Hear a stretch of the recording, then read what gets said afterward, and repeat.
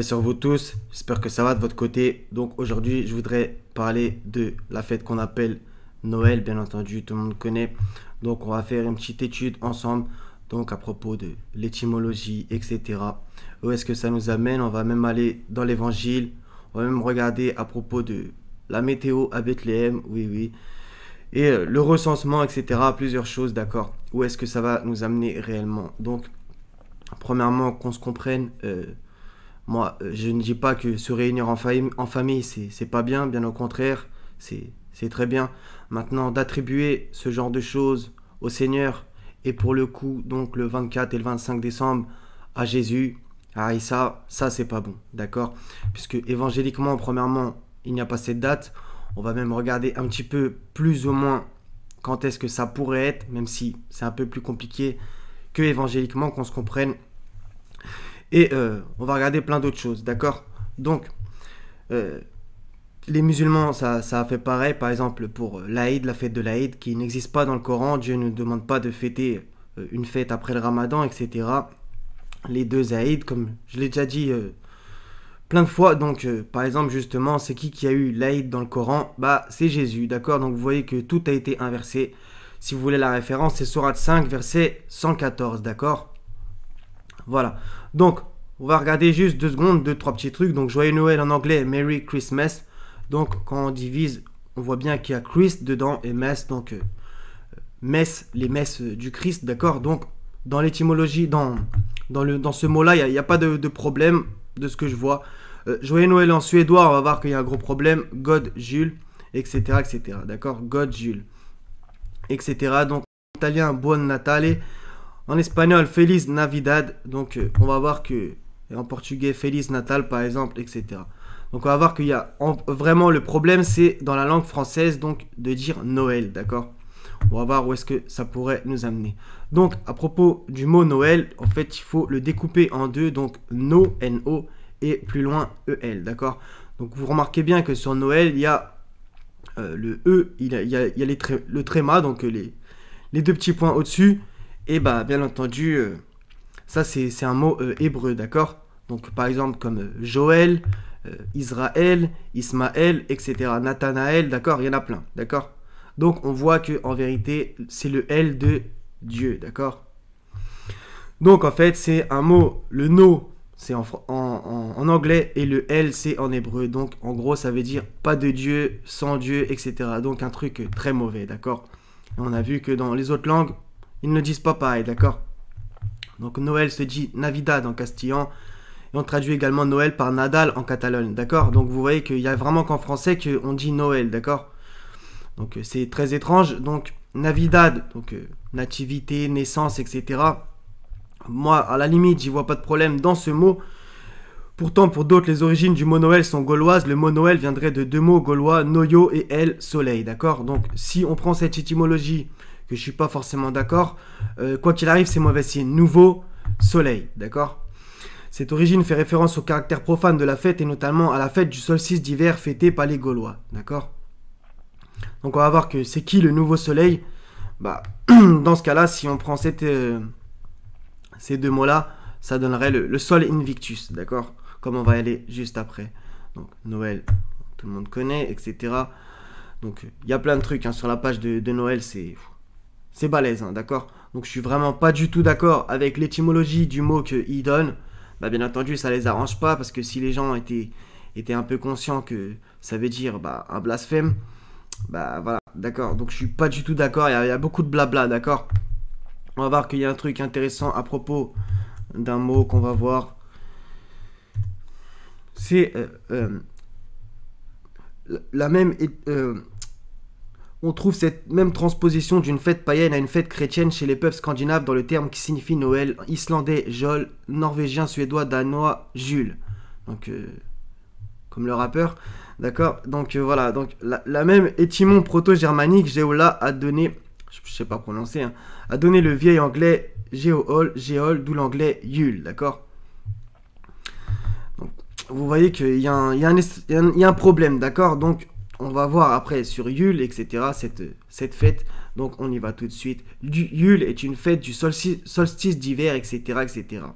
suivant la même logique de syncrétisme que pour les Saturnales et le dies natalis solis invictus. D'accord, donc le sol invictus, etc. Sol invictus, pour ceux qui connaissent un peu le rap français, il y a un rappeur, Akhenaton, qui fait partie du groupe IAM, qui a fait un album il y a une vingtaine d'années, Sol Invictus, d'accord.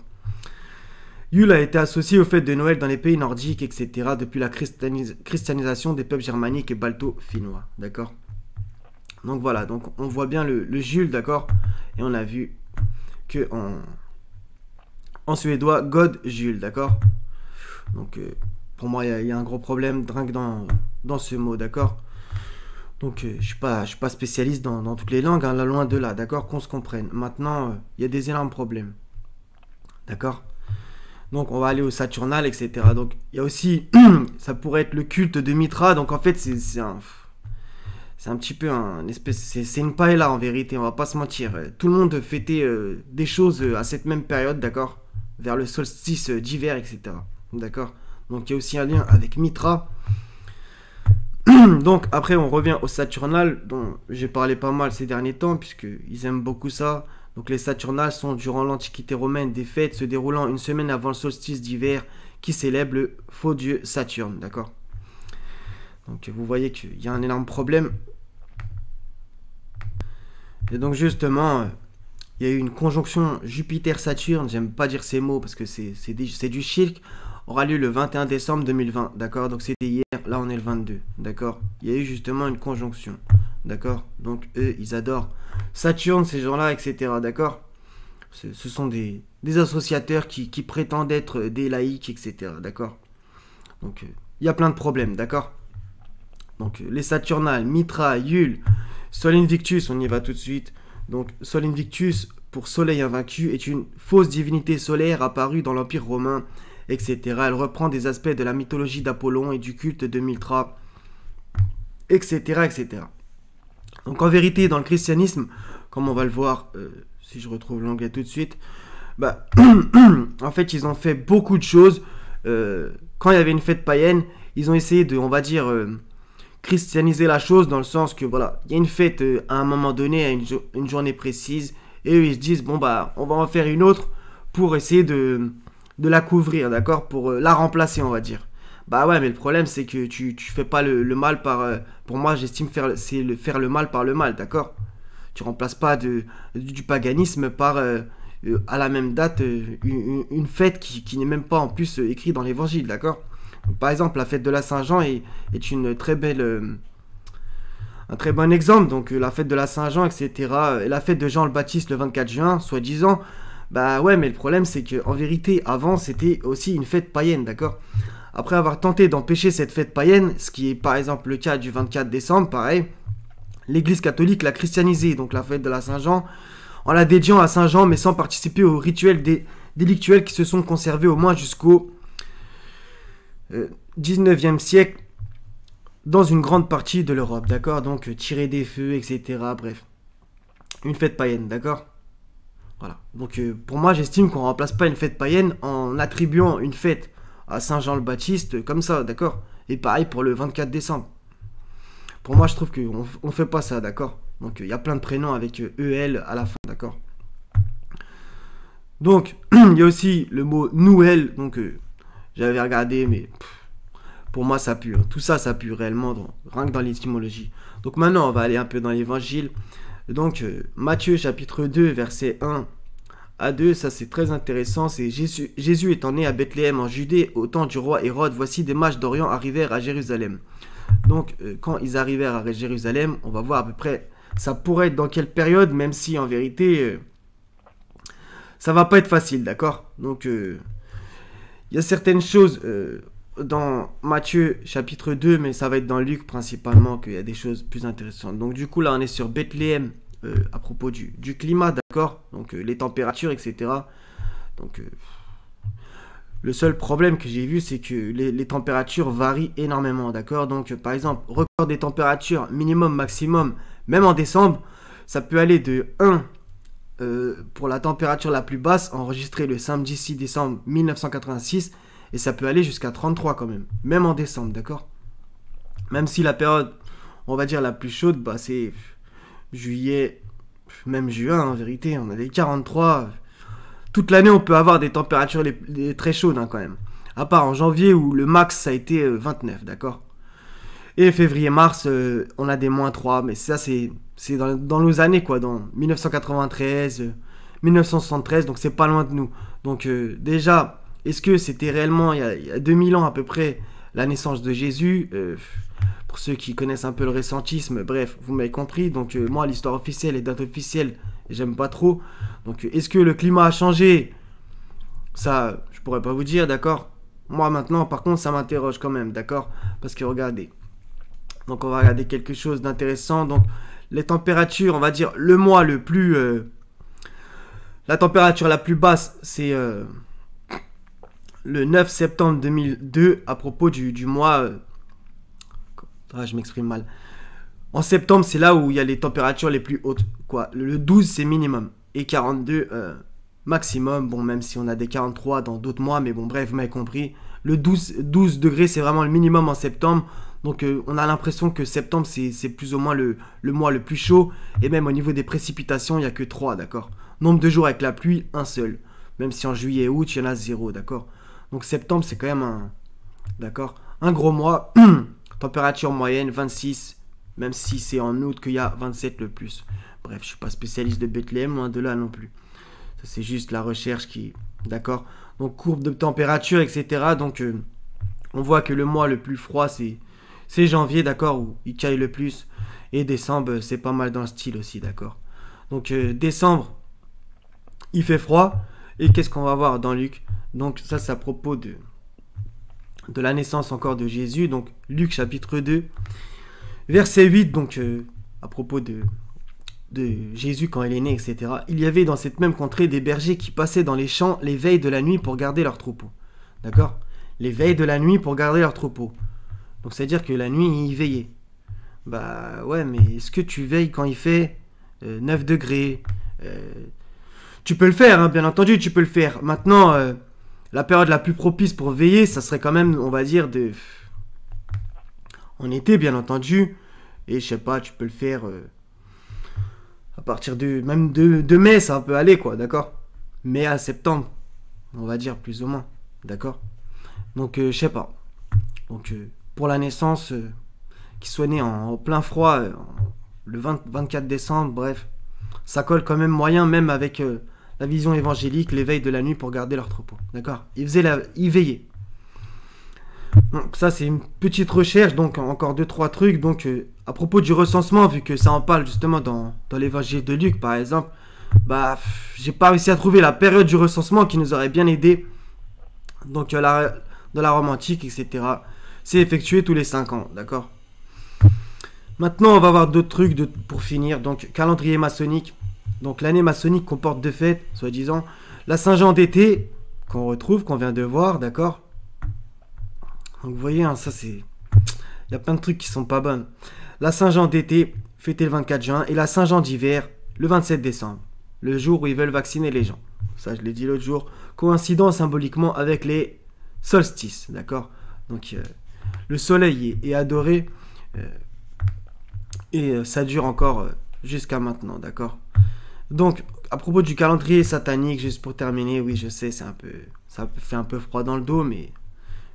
Il faut avoir confiance et le Seigneur, il n'abandonne jamais ses fidèles, d'accord. Donc à propos du 24 décembre, bah voilà. Festivité des démons, rituel grand climax, type dameur, tout âge, humain et ou animal, veille de Noël, rituel recevoir des parties du corps comme cadeau de Noël, type sang, âge infantile, homme, d'accord. Voilà. Donc même le 22, il y a premier quartier de lune, et le 21, on y retrouve la conjonction Jupiter-Saturne. Ce sont des idolâtres de toutes ces planètes qu'ils ont nommées par des fausses divinités, toutes. On a eu Yule aussi, nuit du solstice d'hiver avec sacrifice humain, solstice d'hiver, rituel oral, anal, vaginal, type orgie, âge, tout âge, d'accord. Donc le calendrier satanique est un bon, indicatif de ce qu'ils aiment vraiment faire, etc. Et ils balancent souvent des dates qui ont un rapport avec ça, d'accord. Donc voilà, ça sera tout. Donc bien entendu, j'ai pas réponse à tout, qu'on se comprenne. Maintenant, je pense que rien que le mot Noël, ça pue, d'accord. Donc pour moi, je pense que ça voudrait dire, et je suis pas le seul à le dire, bien entendu, pas de Dieu, sans Dieu, etc. D'accord? Et ça colle étrangement avec ce système, ce qui veut réellement, d'accord? Que on n'est pas de Seigneur, d'accord? Mais bon gré mal gré, tout le monde est soumis, d'accord? On dort, on mange, etc. Et Dieu, personne ne le nourrit. C'est lui qui nourrit. Voilà les frères et sœurs, donc ça sera tout. Donc si les chrétiens, vous avez regardé cette vidéo, j'espère que ça vous aura intéressé. Comme je vous ai dit, Dieu, par exemple, dans le Coran, il dit on va dire, d'avoir un bon comportement avec ses parents, de ne pas leur dire fille, d'abaisser pour eux l'aile de l'humilité, etc. D'accord? D'être patient, etc. D'être des gens bien, d'accord, avec eux. D'accord? Ça paraît évident qu'on se comprenne. Donc, je comprends totalement que, voilà, comme un peu les musulmans qui sont invités pour l'Aïd, voilà, bah, on va dire dans l'Europe, on va dire chrétienne, et même dans le monde entier, dans les pays dits chrétiens, ou avec des racines qui ont gardé cette chose-là, bah, c'est, on va dire, normal de s'inviter, de passer du temps ensemble, etc. Je comprends bien entendu maintenant d'attribuer ça au Seigneur, ça, pour moi, ça c'est pas bon, d'accord, clairement, d'accord. Et Inch'Allah, si futur il y a, bah, on changera ces choses, j'espère bien en tout cas, d'accord. Parce que voilà, ça, ce qui est un peu dramatique, c'est que musulmans comme chrétiens, des fois, bah, ça attend Noël ou l'Aïd pour se voir et se faire des bisous, quoi. En gros. Ça, j'aime pas trop ce délire aussi, d'accord. C'est pas normal, d'accord. On a toute l'année pour se voir, se dire qu'on s'aime, etc. Voilà. Donc, Noël, quand on était petit, voilà, c'est pour les cadeaux. L'Aïd, quand on est petit, c'est pareil, c'est pour les cadeaux, etc. Voilà. T'es là à attendre le sapin ou je sais pas quoi, d'accord. Donc, voilà, c'est ça le gros problème. Et donc, je compatis avec ceux qui, comment dire, qui ont des enfants et que, voilà, ils voient que leur enfant, bah voilà, tous les autres enfants, ils ont des cadeaux. Donc, je sais pas quand. Débrouillez-vous, moi, j'ai pas à vous dire faites ci ou faites pas ça, d'accord, hein, chacun son compte, voilà. Maintenant, voilà, des fêtes païennes, etc., c'est pas bon du tout, d'accord. Des anciennes fêtes païennes qui ont été remplacées. C'est un espèce de grand remplacement, d'accord. Au niveau des fêtes chrétiennes, ils ont fait beaucoup de choses comme ça et j'aime pas ça du tout. Voilà, donc je vais m'arrêter là, je fais que jacter. Donc, passez une bonne journée, soyez bénis et essayez de méditer là-dessus. Et si vous avez d'autres choses, voilà. Donc, moi, je vous ai donné principalement des pistes de réflexion. Et voilà. Il faut se désavouer de l'association qu'il y a au quotidien, d'accord. C'est sans cesse dans ce monde, d'accord. Donc voilà, soyez bénis, passez une bonne journée. Wassalamun ala al-mursalin, walhamdulillahi rabbil alamin, la ilaha illa hu al-aziz al-hakim. Wassalamu alaikum, wa rahmatullahi wa barakatuh les frères et sœurs. À la prochaine, et paix sur les chrétiens qui auront regardé cette vidéo.